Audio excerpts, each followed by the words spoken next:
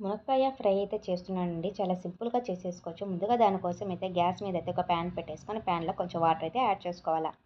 తర్వాత ఇంక రుచికి సరిపడా ఉప్పు, ముందుగా నేనైతే ఇక్కడ 3 మీడియం సైజు డ్రమ్ స్టిక్స్ అయితే తీసుకున్నానండి. మునక్కాయలని ఇలా కట్ చేసుకొని అయితే యాడ్ చేసుకోవాలా. ఇలా యాడ్ చేసుకొని మనకు ఒక 50% కుక్ అయిపోతే సరిపోతుంది. మరి ఓవర్‌గా కుక్ అయిపోయినా మనకి మెత్తగా మొత్తం విడివిడిగా వచ్చేస్తాయండి. ఇలాగ ఒక 50% కుక్ చేసుకొని వాటర్ ఏమీ లేకుండా డ్రై చేసేసుకొని పక్కన పెట్టేసుకోవాలా. ప్యాన్‌లో అయితే కొంచెం ఆయిల్ అయితే యాడ్ చేసుకోవాలా.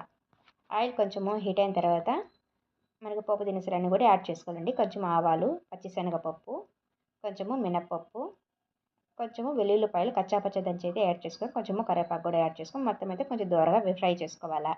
మీకు కావాలంటే ఎండుమిర్చి కూడా యాడ్ చేసుకోవచ్చండి. ముందుగా ఉడికించి పెట్టుకున్న మునక్కాయలు కూడా యాడ్ చేసి మొత్తం ఒకసారి బాగా ఫ్రై చేసుకొని తాలింపు పౌడర్ అయితే యాడ్ చేస్తున్నా. పప్పుల పౌడర్ ఆల్రెడీ మన ఛానల్‌లో ఉంది చూడండి కావాలంటే. మొత్తం ఫ్రై చేసుకొని దించేయడమే. మన ఛానల్‌ని ఎవరైనా ఫస్ట్ టైం చూస్తుంటే సబ్స్క్రైబ్